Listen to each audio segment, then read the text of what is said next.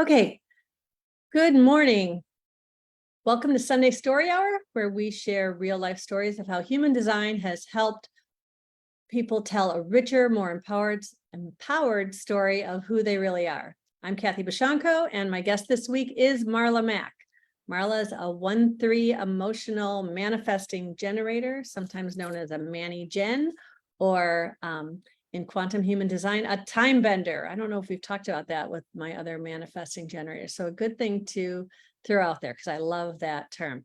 Anyway, I've mostly met Marla, I think, through various human design groups. She is actually running a couple of them, but she's going to tell us her story of how she found human design and whatever else you want to tell. And are you ready to share a little bit today, Marla? I am ready to go. Thank you, Kathy, for the invitation. Super happy to be here. Great. So if you want to just dive right in and let us know what you consider to be your human design story of how you found it and what it's meant to you a little bit. Oh, yes. I'd like to actually say that human design found me. And I almost feel like the universe was waiting in the wings for a long time until I stopped to breathe long enough for it to go, here it is. So in a nutshell, I was thinking back and I'm like, this is at least like my fourth business. So interestingly, when I was working in corporate, I did the get good grades, get a good job, go back to school, get good grades again, get another job, climb the corporate ladder.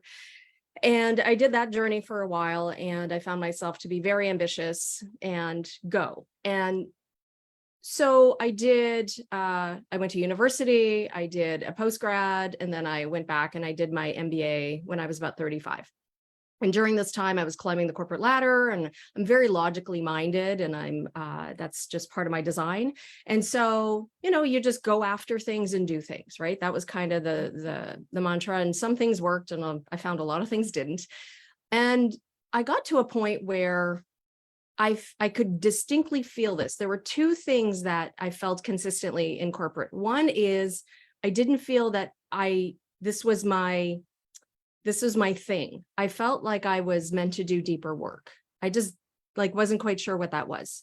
And that feeling was almost like an ache or this emptiness in my soul. And every day I went to work in this office, I was like, and wearing a suit, and I'm like, I feel like I'm meant to be doing something else and something much more valuable to humanity.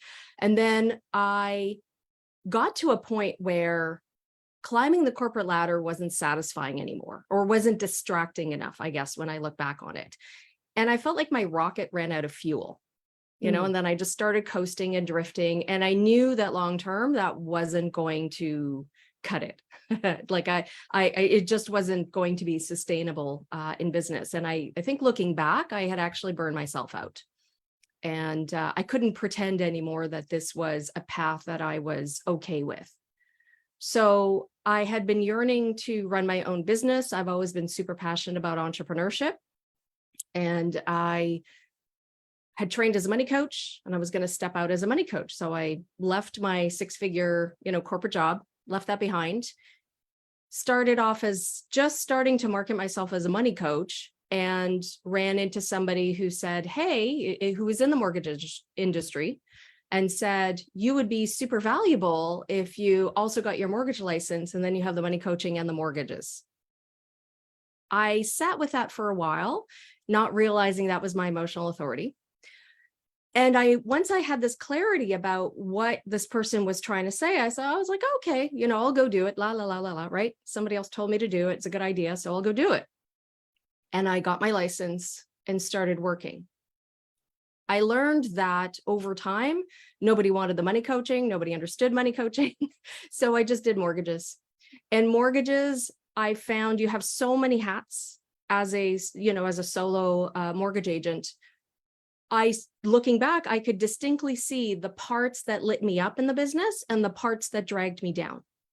So things like being client facing, sharing my knowledge, sharing my wisdom, taking care of the clients, educating them and nurturing them as a 1-3 just felt so good. And my clients loved it. They loved the attention. And I would set them up for the best mortgage possible by working with them. The back end stuff, the underwriting and the working with the lenders themselves were nice, but I just found the rules changed all the time. All the lenders had different rules. It was really frustrating to keep up. Mhm. And I hated it, really. I hated that part. But I managed, right? I went along. And then by the third year in this business, and I was doing the networking and building my contacts and blah, blah, blah, blah, blah, right? Not loving any of it.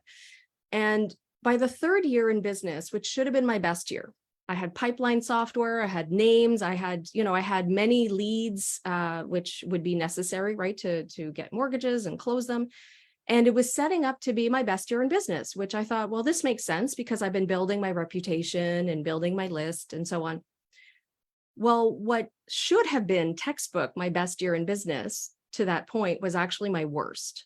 I was working with a number of clients. They were lovely. I was setting them up to get ready for the mortgage.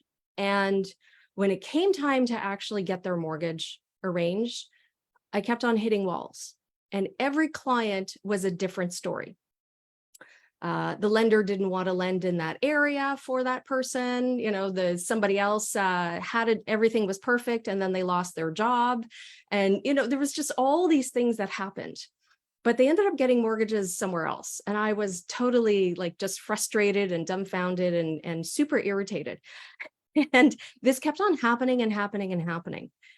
And I have a saying now based on that experience, which is first the universe taps you on the shoulder. And then the universe whispers in your ear. Mhm. And then if you're still not paying attention, the universe kicks you in the butt. Right.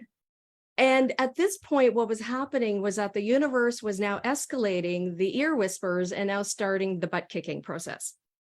And so all of these mortgages were falling apart, including one for one of my best and longest friends. And I was just like, this is crazy. It's embarrassing. It's frustrating. And I don't get paid for all the client nurturing. I only get paid when a mortgage closes in my name.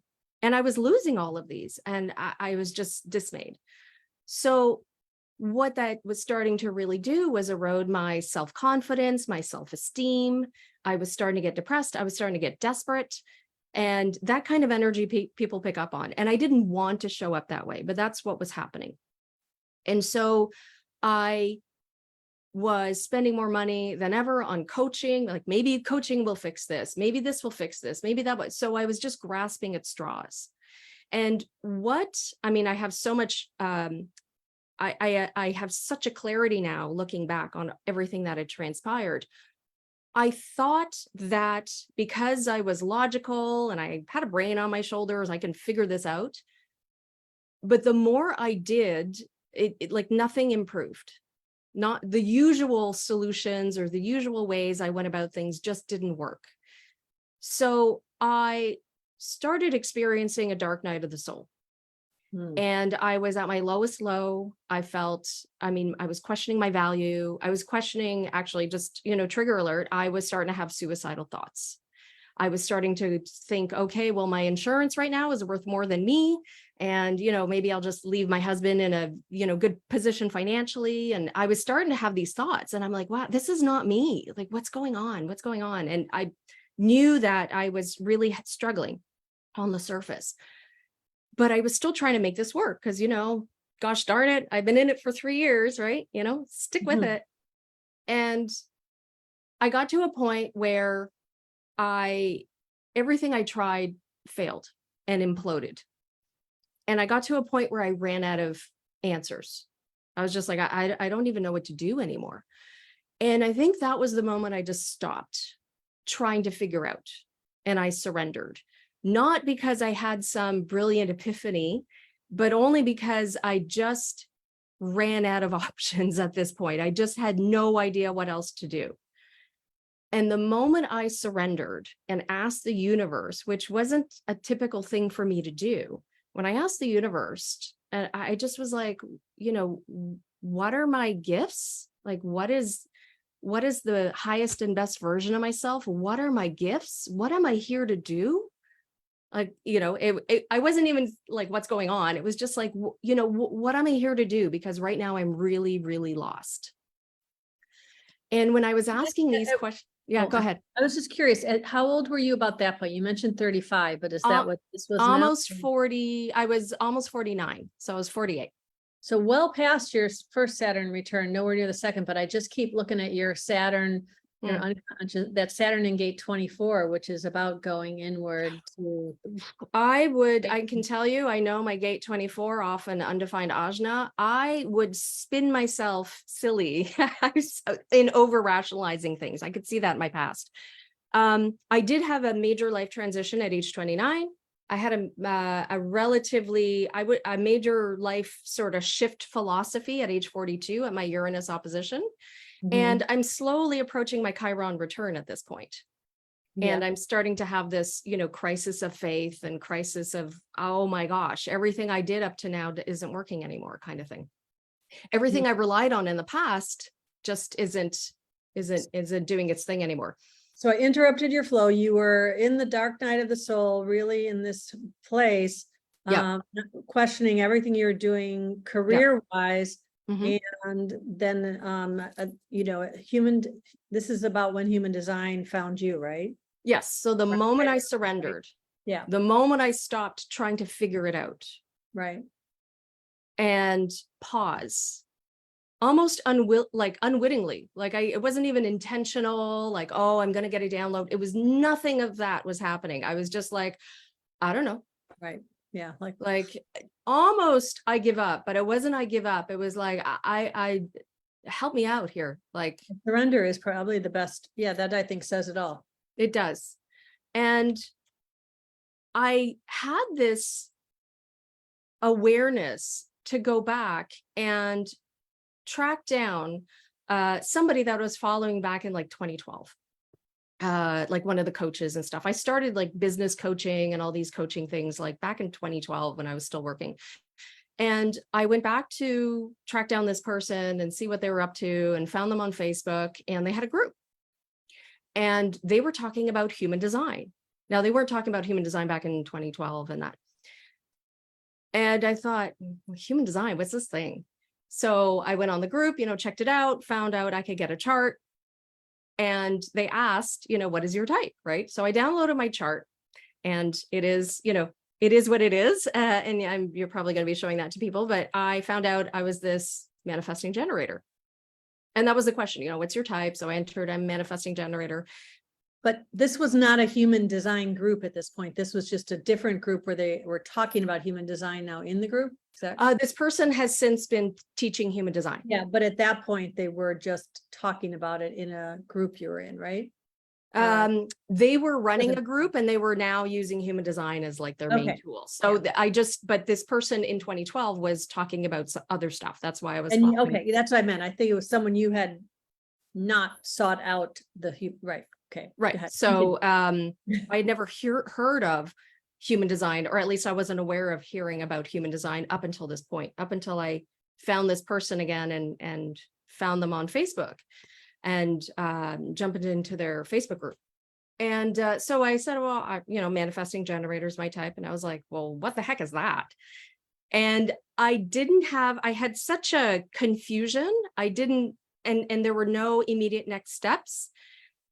And interestingly, in that moment, I wasn't prompted to like go investigate, which is my line 1 in my 1-3 profile. I didn't have that response to like dig into this. I was more confused, and I was like, what the heck is this crazy squiggly it's a bit lines and overwhelming stuff? If you don't have a path set in front of you to how to figure it out, right? Yes. And I didn't even have an explanation as to what it was or what it could offer. And that's, I think, where the block was, because I felt like the door wasn't open, but I had this chart thing. I downloaded it. I was like, well, whatever. And I put it aside, and I just, ignored it and went about my stuff. And I was still doing mortgages, but I guess I was sort of in a space of like doing them or going through the motions, but I wasn't pushing. And a couple of months later, yet another mortgage imploded. I almost got to the point now where I'm starting to laugh at I was like, well, of course it did, right? Like, of course it did, because this is my pattern right now. And so when I first got my chart, it was May, around May 2019. And then luckily for me, very blessed, I only had it aside for a few months before human design showed up again in my life. And of all people, my mortgage mentor started talking about human design. And I said, oh, yeah, I've heard of that. I got my chart. I said, what are you? And she said she was X type. I think she was a manifesting generator too. And I said, oh, yeah, I'm a manifesting generator. And I thought, I should look into this thing, whatever this is. And so this last mortgage imploded. And it was I remember distinctly this. It was like Friday. It was around lunchtime. And I thought, well, I'm just going to look into this human design thing. I started at Friday lunchtime, and this would have been around maybe June. I didn't come up for air until Sunday night. I spent all that time investigating my chart, like every waking hour. And I was a changed woman by Sunday night. I was completely blown away by the things I had learned about myself and recognized about myself through human design. And I had never experienced that with any other personality test, modality, anything. And I have investigated a number of them just to get to know me and what I'm all about and what my magic is. Like, this was life-changing. You know, it would be really interesting to go back and look at the transits of that time period, because like I mentioned before, that's right around when I revisited human design, because I also had been introduced to it back in 2016, looked into it, kind of set it aside as like, oh, I don't know, this looks really weird. And I didn't really understand what it could do for me. And it just, you know, this crystals of consciousness and magnetic monopoles and bundles, and, you know, there was in the rave and all that stuff just felt really weird to me at that point so I was like, you know, but it was right around that same time in 2019. I know it was in the summer, early summer of 2019, whether it was June or May or, you know, what, but that I revisited it as well. And then just, so there must be, you know, the planets always have this way of leading us where we need to go. So anyway, continue with so you deep dove that whole weekend, and then what happened? Yes. And I think it was at that point, you know, I can say I don't think there's been a day I haven't thought about human design since. But what was absolutely remarkable, and I don't remember exactly at what point in the weekend, but I would certainly had spent some time investigating already. It wasn't the first day, I know for sure. It was like somewhere, it was either the Saturday or the Sunday.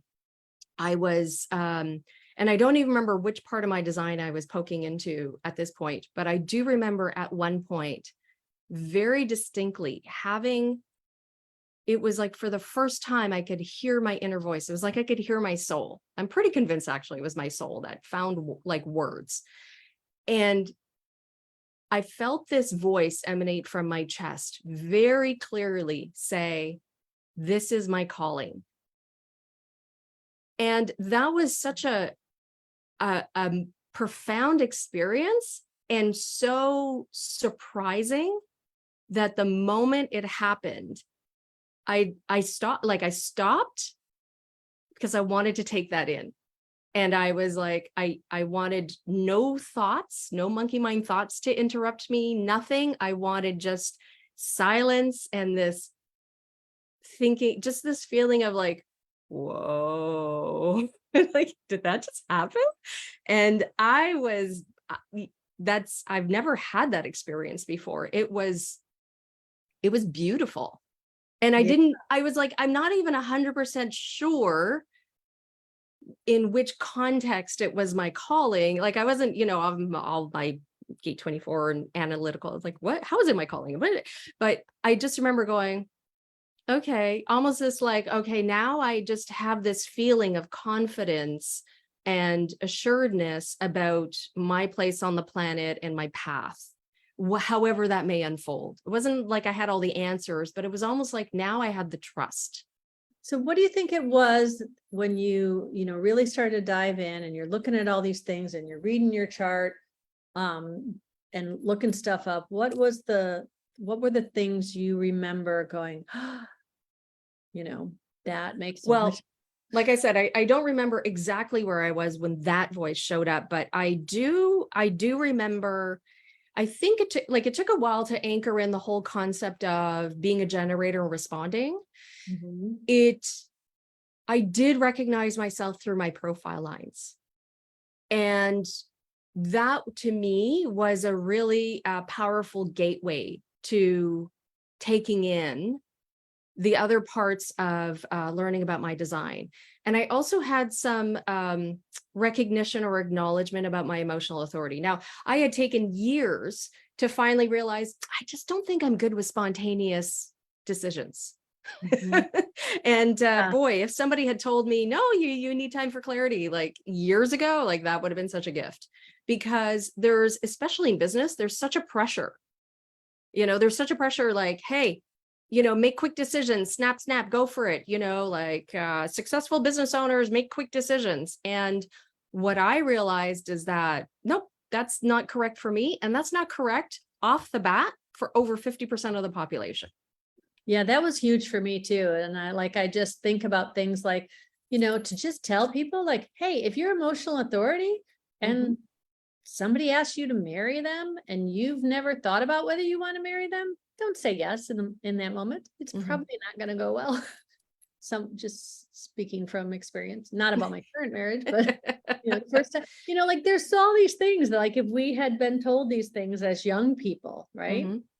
But that third line, I think for a lot of people, and like I'm a sixth line, so I have that whole there's a third line aspect to the sixth line. For Mhm. those who don't, I'm just stating it, obviously, but for those who are watching, the sixth line is a triphasic. So we go through the whole like up until around 30, thinking we're a third line, living through this experiential learning, trying all these things, just trying it. Well, we'll see what happens. We'll see what happens with, but we're not built for it the way you are. So, but the third line is meant to learn from what doesn't work. So all these things that weren't working were that gentle tap on the shoulder, the whisper in the ear, you said the Kick in the kick. butt. I always say the hit over the head with the frying pan, I always say Saturn comes in with the frying pan and whacks you from behind, like, pay attention.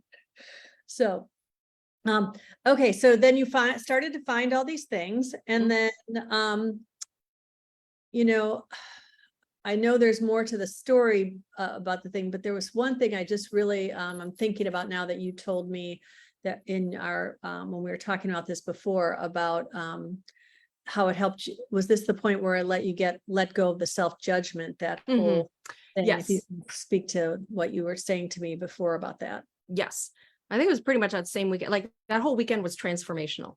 Mhm. And yeah, now I am curious to kind of go back and check the transits if I can remember exactly what weekend it was. But I can tell you that up until that point too, because I was like all about success and, wanted success and so on. So I had like an Audible membership and I was soaking up all of these nonfiction personal development self-help books, right? And success looks like this, and this is how you show up, and this is how, whatever the character traits you have to develop or not develop, whatever it is. And it was in that weekend and doing that deep dive and continuing that deep dive after that into my human design and learning about me, that there were like 3 profound truths that I discovered about myself, but they're universal to everybody. And this is also something that I share very profoundly with my followers and my clients, and that, which is, you are not broken and you do not need to be fixed. Mhm. You have no gaps and voids to fill. You are perfectly designed for who you came here to be and what you came here to do. Yeah. Those were the 3 like profound truths that I discovered. And the moment I was like, oh my gosh, like I've been focusing so much on my perceived lacks, like I don't show up like this, so I should be more like this. And it was in that moment I realized my whole everything, even though in school I studied stuff that I enjoyed and I connected with, but the self-help books and all those I was trying to connect and be somebody that I wasn't, and tried to develop traits that just weren't natural to me. And ignore and not celebrate the traits and the talents that were natural to me. So I was really focused more on my weaknesses and all the things I lacked and all the things I had to work on. That was kind of my focus because I thought that's what I needed for success. And the moment I realized I have no voids or gaps to fill, I could let go of that dependence on all of that self-help stuff. I still occasionally read stuff, but I do it in from a very different perspective. I do it because I want to learn, right? And this does excite me. Yeah. But It's I more just, gentle, it right? was just mind blowing to be like, I'm approaching all of this the wrong way. I really should be doubling down on my strengths and my talents and what makes me joyful and what lights me up. That's what's going to take me to where I want to go. And even redefining success, but in a way that I'm happy, I'm excited, life feels great, as opposed to this slog. And my business was pushing a rock uphill. That's really what it felt like. You were Uh, Sisyphus. Yeah, it felt, I was like, oh my gosh, I'm beating my head against a wall. Like that's what was happening in my mortgage business. And and it's interesting because human design led me out of that business pretty quickly. Yeah. Yeah. So now you're using human design in a couple of different ways, right? I know you've got a couple of groups that you're doing. One is a larger general human design group, and then you have a smaller group for human Business. design aligned, right? Is that what that one's called? Human design aligned. And explain a little bit about what that one is for. Right. So the human design portal is general human design. A lot of people are newer to human design, so they can ask questions and learn things about human design. And I run that with my friend Tammy. And then I have human design aligned business group. And so this is more about aligning to your human design to build and grow your business. So this is really about anchoring in who you are from a human design perspective. And I just want to say the asterisk is we are not our human design chart. We are much more than that. However, really learning about, experimenting, and integrating your human design and operating in a way that feels natural and normal, and giving you the permission slip to operate in a way that feels good for you to build and grow your business. Because especially as a solopreneur, like we're taught, oh, you got to do this. This is the 7-step path to, making $10,000 a month and blah, blah, blah, blah. And so many of these just don't align with people, or maybe parts of them don't align. So people are like pushing and grinding against their own natural selves and their natural flow. And it makes it harder to build and grow a business. Like you actually had a great story. One of the things I know that Karen Curry Parker often talks about, when you're a sacral type, manifesting generator or a generator, that when you quit, you need to be quitting in response to something and still not initiating your quitting, right? And coming at it from a place of the mind, or quitting sheerly out of frustration.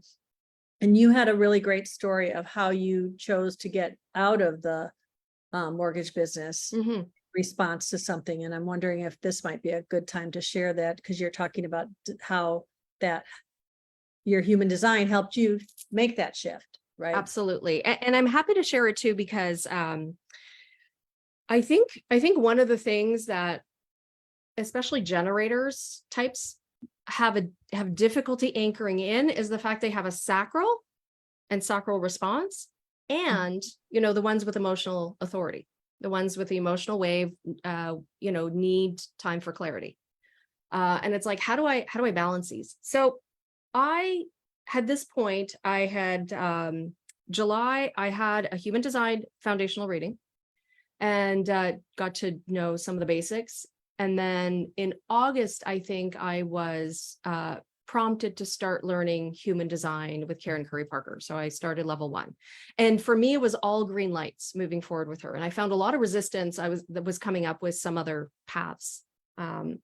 And I was like, well, I'm going to experiment with this stuff because this is how you're supposed to learn, like really learn and integrate how this stuff works. And I just said, okay, if I'm feeling resistance, I'm just going to park it for now. But here, I don't feel any resistance at all. I just feel like, right? Mhm. Like just move forward. So I think at this point, I was starting level 1 with her in human design training. I just felt like when it was this is my calling. I'm like, yeah, this is like, I'm studying this, even though I didn't in the moment have a goal with it, like a business goal with it. I just felt like I really had to, like, I just had to know more. I wanted to know more. And the training was like the best, like this to me was like my shortcut right into it, right? Deep dive, line 1. And so what I had done at this point is I put a pause on my mortgage business. Well, particularly mortgage prospecting and finding clients. Like I just thought if anybody comes to me, fine. But like, I'm taking the foot off the gas here because I felt like I was driving straight off a cliff. And I thought, okay, well, looking at my mortgage business though, I'm starting to recognize some of the parts where I really need help and support, which I wasn't particularly allowing at that moment. And I thought, okay, at this point, I have 2 options. One is I can leverage my mortgage mentor more and rely on her to guide because she has more experience. She'll have answers where I may not. Or move to another brokerage that has a department that can help plug some of the holes I had identified. And it wasn't perfect, but it was maybe better, right? So pros and cons. And I hadn't really talked to my mortgage mentor yet, but I just was kind of sitting with this. And I interviewed with the other brokerage and they said, oh, and we'd love to have you and blah, blah, blah. And I said, okay, well, that's great. But, and this was the perfect decision to test this emotional authority concept, waiting for clarity. This was a significant enough decision because it was going to impact what I call the big 5. Like it was going to be, if it's a decision that's going to impact your time, your energy, your money, a location-based decision or some sort of upheaval, or a relationship-based decision. So that's what I call the big 5 for any authority-based decision. And it was going to impact my time, my energy, and most likely my money, right? That was kind of the goal. And technically it was a location decision as well. And technically it was like it hit all 5. Right. And so I thought, okay, well, this is perfect because there is no specific timeline to make this decision in. It's my call. And I thought I'm going to try this emotional authority thingy. So this was what I was faced with. A, stay with my mentor. B, move to this other mortgage brokerage. And about once a week, I was getting a call from the other brokerage, like, hey, checking in. And I said, thank you very much. I really appreciate it. I'm waiting until I get clarity. When I do, you will be the first to know. But I'm not clear yet. So I just want to give it some time to see what happens. And I was clocking this thing. I was like, I don't know when I'm going to get clarity. And this was such a test because it also made me realize how much we resort to pro and con, deciding with our mind, using our logic.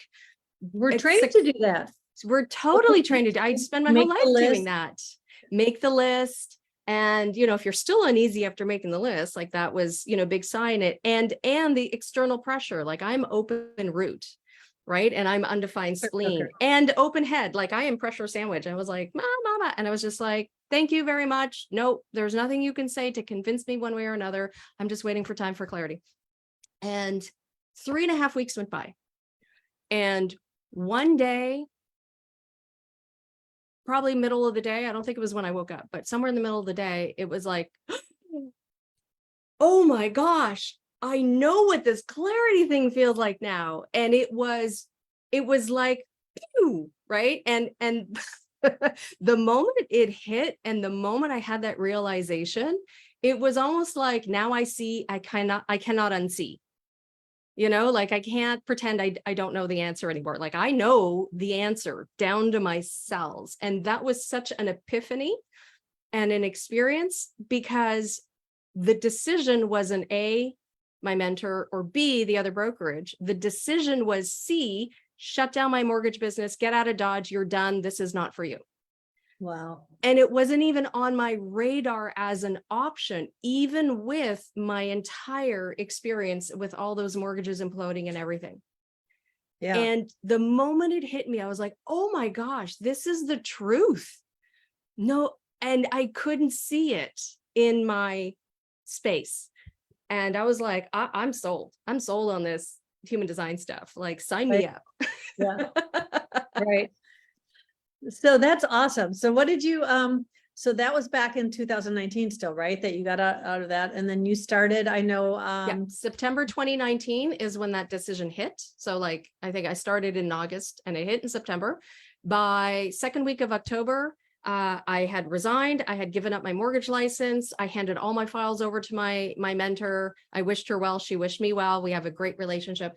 And Bob's your uncle. I was done. And I was like, at this point, immediately, I don't remember if at this point I had moved to level 2 or I was going to be moving to level 2 in human design. But yeah, you couldn't stop me at this point. I was just like, I can't get enough of this stuff.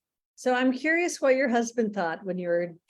Oh, he thinks it's kind of weird, wishy-washy pseudoscience stuff. It doesn't Yeah, get and you backed up put by the this hard sciences. MBA kind of, business Yeah. path, this is the woman he married, was this very logical, and now he's married to a human, like my husband, human. Yeah. But I've always been a little bit different. I was in fashion and retail and very fluffy, although I've always had a good business head at the same time. I think he never thought of me as quite as serious. You had a very serious job, right? Yes, but I'm also still me. Like, I'm still a very grounded, practical person. I mean, I definitely knew there was more out there and all that. I totally got that, but I just wasn't really into and subscribed to it.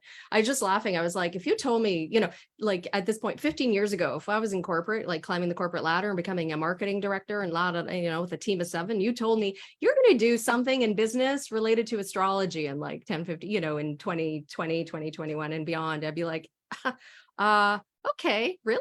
That just didn't compute. I was kind of mildly curious, but I was never like, like I was never really bought into it because it wasn't just part of my world. Very few people in my world like follow that stuff.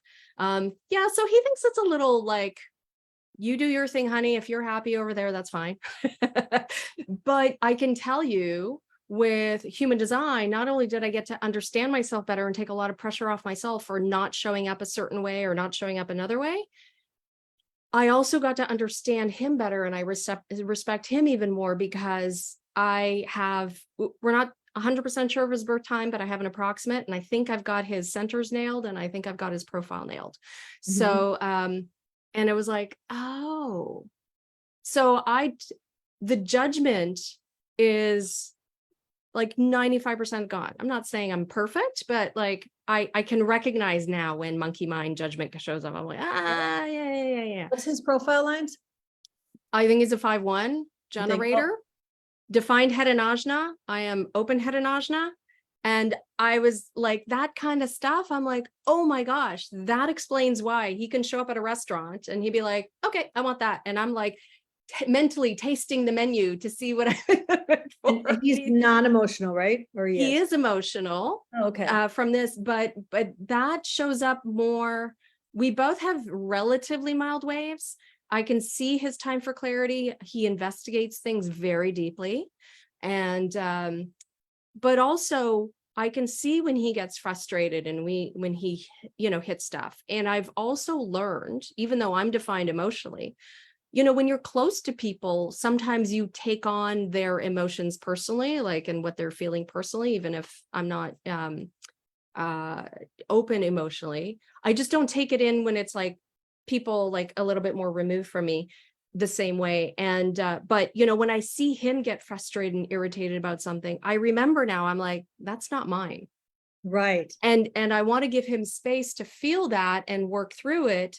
And he does very quickly, because that's what I want for me. I want, and sometimes I will say, I'm super pissed right now, like, right? And I need to just move that energy. That's what I call it. Just moving the energy, need to get it out of my system. Right. He's the only one there. But I'm not angry at him. He just happens to be the person like there in the sphere of energy where I'm Yeah. like, blah, and I'm just like, I just need to vent right now. Like, that's kind of more the space. So a lot Right. more respect of how he shows up, and a lot more grace in how I show up. Yeah. Well, my husband is also a 5/1, and he's Mm. a pure manifesting generator. So he has a completely undefined, completely open solar plexus. And I have I have the 3955, the channel of emoting, which is probably one of the most moody, and I literally, there were times I thought I had like this malaise. That, have you ever heard of dysthymia, which is like a low grade depression diagnosis? I thought I had that.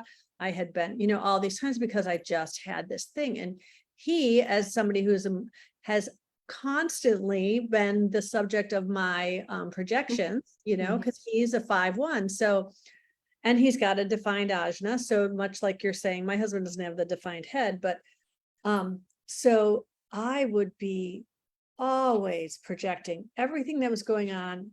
Like he would say, it's always his fault. And the poor guy, like, I don't know how he's put up with it for so long, because it's true. And then also the other part is, I don't know if you found this with your open head najna and his define, is this all of a sudden when you started to realize this and you're like, oh, wait, all this stuff I thought were my ideas and thoughts and wishes and wants and plans and goals are really his, that I've just like always assumed to be mine because I never sat to let it, pass through me. I've just kind of taken them in. And so that was a huge thing for me to come to terms with in all of this. And I wonder, did you have any kind of that sort of stuff for you? Maybe not as much his stuff, but I can tell you that like I said, I gave myself much more grace when I realized he's defined ajna, and he would get irritated when we're at a restaurant and he would say, I'm going to have the blah, blah, blah. And I'd be like, are you sure? It was just a reflex. And he was like, of course I'm sure. Like, why are you asking me that? Like, what? And I've learned to like stop asking it, because I recognize, like, I don't know. It's just, I think maybe I just picked that up from my mom, right? But of course, my independent ajna is that, are you sure? Like, and if you think about it, that's even like a generator question, right? And you're projecting your uncertainty onto him. And Yep, totally. Yeah, as a 5/1. And I can see how he comes up. He has solutions. And he's very good also mechanically and that kind of thing. And he'll have solutions. Of course, my 3 is like, maybe, but I still want to test it out. Like, I still want to experiment with a couple of options, because I have a couple of options in mind. And he's like, well, why? Like, because this will solve the problem. Like, he's like, he doesn't want to waste his time with testing. He's like, this is how you solve the problem. And it makes me kind of laugh sometimes how we're just, playing off each other like that. And then ultimately, if I do my test, I quickly see, yeah, that doesn't work. I'm like, yeah, you're right. And so, but it's funny because together, so he has a defined spleen, and I absolutely subscribe to the whole, as an undefined spleen, being in the presence of a defined spleen feels good. Even if we're doing our own thing. Yeah. So that's big. And then I'm open root, he's undefined root. And even when we're together, we're 8 and 1, essentially defined centers, and the root. So I'm quietly thankful that he doesn't exert any, like, I'm not amplifying his pressure, because my adrenals are very sensitive, like really sensitive. I'm even, that's like a constant conversation with my naturopath, but I've learned that's an area of wisdom for me. Like, I have really learned a lot about my undefined root. I found letting go of the head and ajna thing about when I realized I have 1,000 ideas and 99.999% of them are not mine and not for me. I was like, oh, okay. Poof. Right? It was so easy to let go of that, which is remarkable because it was so dominating in my life. Right? I thought I had to turn all this stuff over and be certain of things, and I'm not designed at all to do that. I'm designed to see things from 1,000 different angles and turn things over and not be certain. And I'm like, okay, that's fine. But And it's hilarious. Yeah, it's hilarious to watch the design at play. That you guys have open together? Is it the Root, you said? The Root. So although I get to a point, I don't love leaving things to the last minute because that overhypes my adrenals. I see it though when we pack for vacation. I am like, I gotta pack. And then finally I get my button gear because I want to relieve the pressure, right? But I'll do it giving myself enough time, because with this emotional clarity, I'll remember stuff like tomorrow or the next day, like to pack, right? Oh yeah, that's right. I gotta pack this too. He packs like when there's like an hour and a half before we leave for the airport. He is so less. And it stresses me out a bit, but I'm like, I trust him. He knows what he's doing. I just let him be. I wonder if that's the defined spleen. He doesn't have the fears that you have. So I just want to back up for people who don't know what we're talking about. When you do a connection chart with two people together, when you say 8 and 1, that means 8.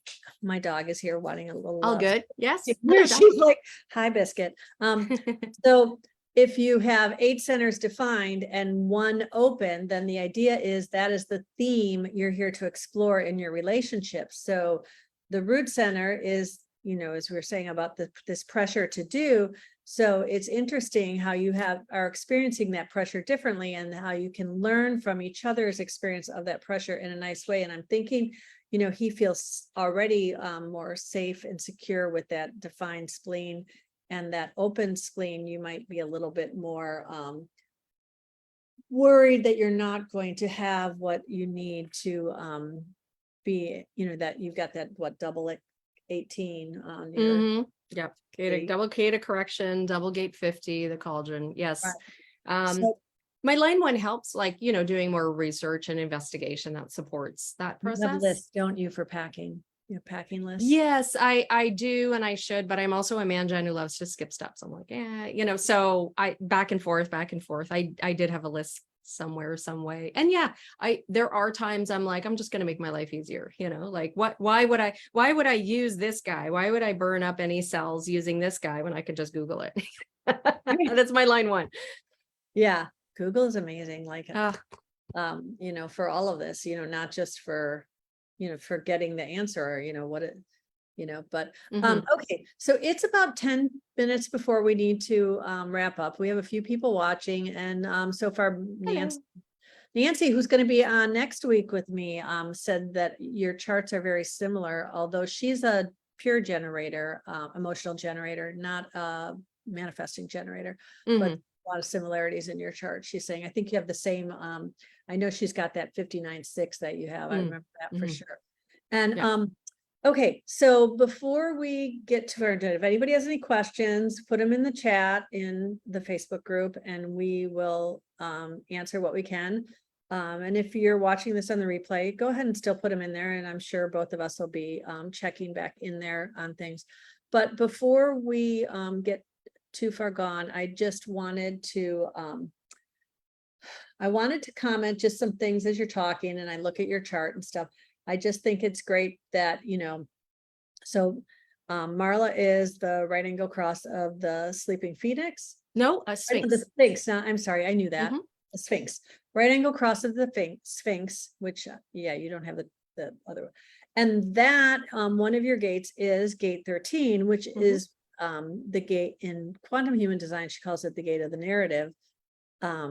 And that was kind of my inspiration for this Sunday story hour. Is I have that gate 3 times. I have 13. One is my conscious moon, and then I have the 2 different 13 gates, doesn't really matter which lines, in Saturn. I think it's 6 and 5, but so to me, that's really what this is all about. And this is what you're here to be, grounded in, telling a better story, investigating what is correct in your story. And then your personality sun is that gate 7, which is all about that democratic leadership. So it really feels like you were called. This is your calling, right? Because that's what we do with human design, is we help people find their story in this great way. And so just since we only have, if there's anything you want to speak to about how all of that has resonated, like, or any specific gate that you feel really drawn to talk about, I would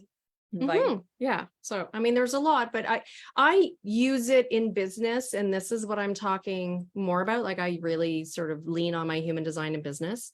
But more importantly, I think the one thing I want to mention is learning about your human design is really, I find is really valuable. And as you lean into it and experiment with it, because that's the key. And you might be attracted to learning all the things about your design and the gates and the channels and blah. And the more I've gone on, this is like, I'm in my 4th year of my experiment. The more you go on, the more you realize how everything hinges on experimenting and integrating and embodying your strategy and your authority. My strategy as a manifesting generator is to respond to things and follow things that light me up, that are the I do have a very noisy sacral now that I've like allowed it, very communicative sacral. People will, sacral beings will feel their sacral in different ways. Some people, it'll just be a feeling or a sensation. Some people will grunt. And my authority, the time for clarity on the bigger decisions. And if you try to skip through that and try to brain your way through human design, that's missing the point.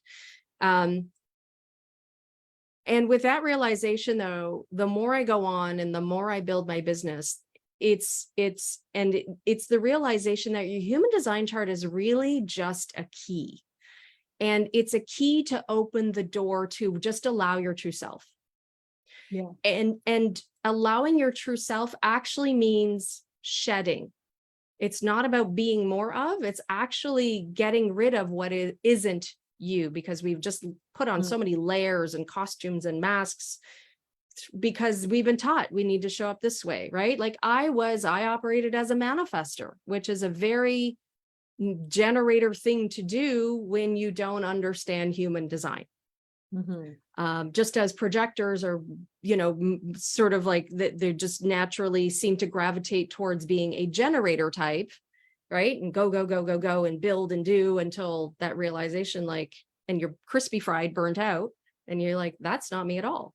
Right. So, I see my 1-3 at play with my branding, with the way I operate, with the way I do my messaging, with the way I build my offers. I also respond to opportunities and things. And when I don't have the clarity, I wait for clarity. And the more I do this, the more that, business is still work and effort, but it feels good. And I am very acutely aware of when something feels not aligned. When I start hitting resistance, I don't judge it. I'm like, that's interesting. I noticed that, because it's an invitation to take a look and rejig things. And it's been a really beautiful experience. Yet I also want to remind people, this is also not about, if anybody is interested about, aligning to their human design to build and grow their business. It isn't like you do human design in your work, in your business hours, and then not human design in your personal life. Like, this is all the time. This is about transformation. Pardon me? It's about transformation. It is about transformation. It's about really almost like letting your cells breathe, because they can finally get rid of or stop holding on to stuff that isn't theirs, and then just be. Because that's what human design is. It's not even about the human design anymore. It's simply the permission slip to allow you to be your unique self the way you are, and not judge yourself, not try to be this or that, just allow. And it feels so much freer, so much more magical, because everybody has their own unique magic. Yeah. And it's a fun ride. My only thing is, I wish I knew about this, 20, 30, 40 years ago. I wish I was born with this. And, I was raised like this, like, oh, so freeing. I always say,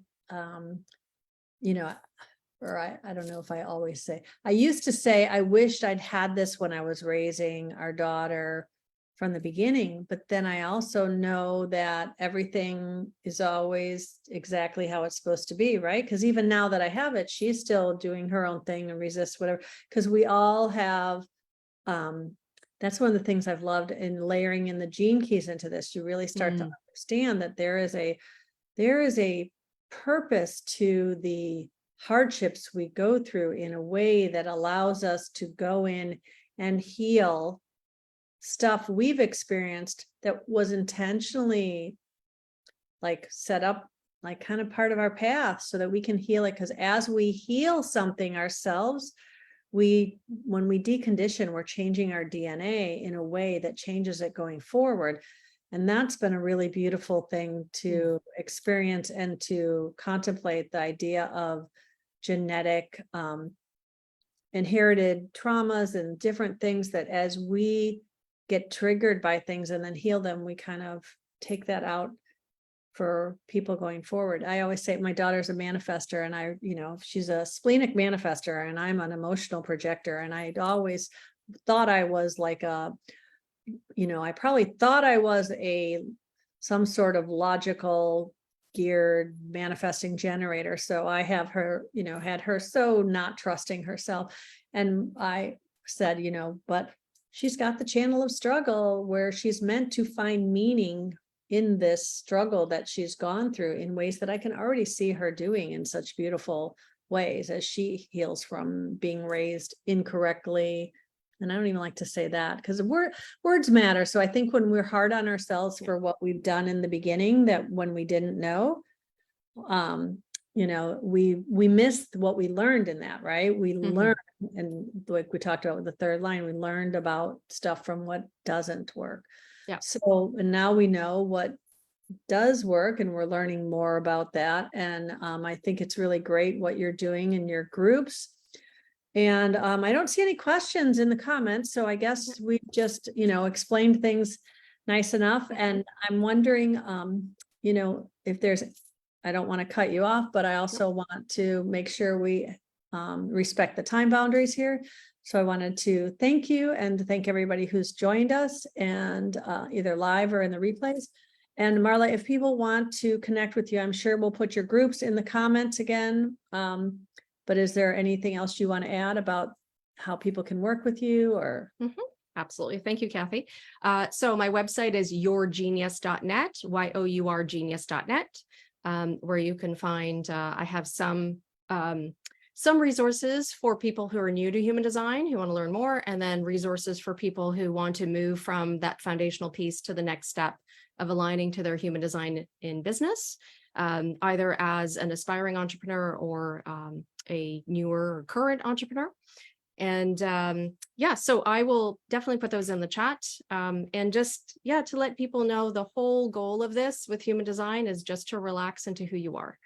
And when you do experiment with it and practice with it, especially strategy and authority, that's where you're going to start seeing the other things like your gates and channels and all that, and your incarnation cross rise to the surface and be. This is not about forcing yourself to be more like that or trying. It's allowing. Yeah. Right? The more you shed, the more you allow, the more all of your beauty and magic rises to the surface. And that's what you're here to share with the world. Right. Okay, great. So thanks again, Marla. Thank you, Kathy. Every week we share stories here of how human design has changed somebody's personal narrative, and how you speak about yourself matters. So are you ready to rewrite your personal story? If you would like to work with me, you can DM me, or you can set up a free discovery call at kathybashanko.com. You can even, ask questions in the comments. And if you're watching this later on YouTube, you can, your best bet is to reach out to kathybashanko.com, and the spelling is just my name. But have a great day, and thanks again.